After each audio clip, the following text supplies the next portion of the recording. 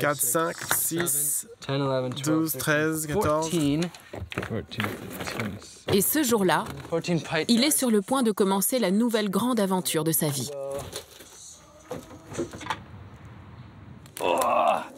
Cela fait des mois qu'il se prépare. Qu'est-ce que vous faites? Je compte le poids exact de nourriture que j'ai. J'ai des mangues, beaucoup de mangues, quelques avocats, pas beaucoup, des petits piments du jardin, des graines de citrouille, un pot de miel et plein de citrouilles. Il n'y a rien qui vienne des supermarchés ici. Tout ce qu'il y a, je l'ai fait pousser dans mon jardin, ou je l'ai glané dans la nature, dans des espaces publics ou dans des parcs. Il veut passer 1 an sans rien acheter à manger et se nourrir exclusivement d'aliments qu'il récolte dans son potager et qu'il glane dans la nature.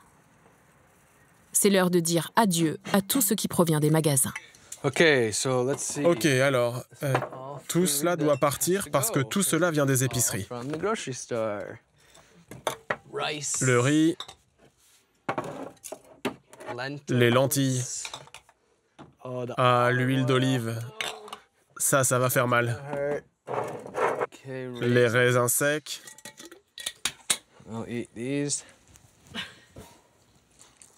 Ce sont mes derniers raisins de l'année.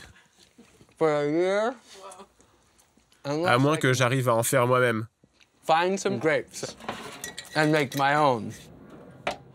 Qu'est-ce qui va vous manquer le plus? Le chocolat.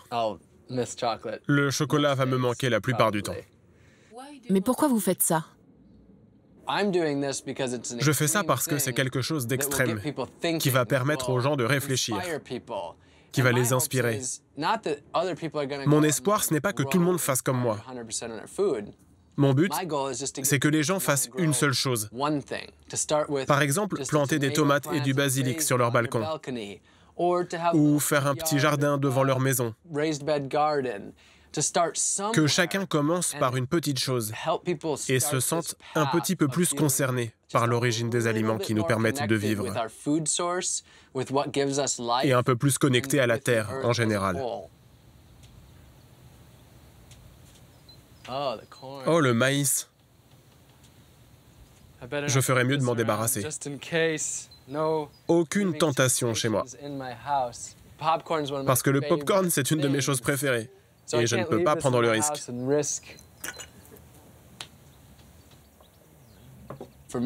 Pour moi, c'est une expérience humaine profonde. De voir si c'est encore possible, dans une grande ville, au milieu de toute l'agitation urbaine, de vivre de la terre.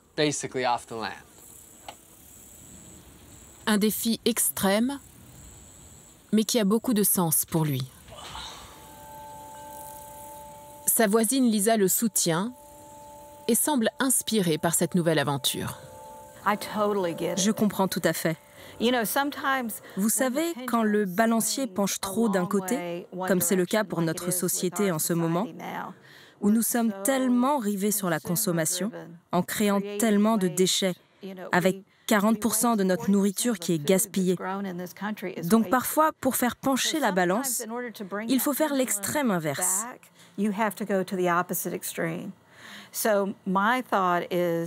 Donc je pense que Rob, en prenant cette direction opposée, peut nous amener à trouver un juste milieu, au lieu d'être autant plongé dans la société de consommation.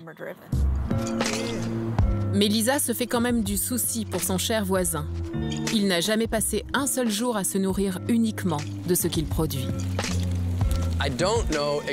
Je ne sais pas exactement ce que je vais manger la semaine prochaine, le mois prochain. C'est un mystère qui reste entier.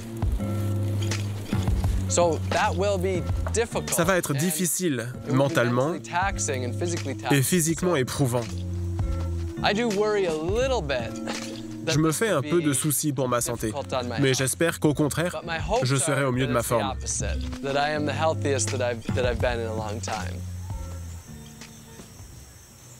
Je ne peux pas abandonner. Je n'ai pas le choix.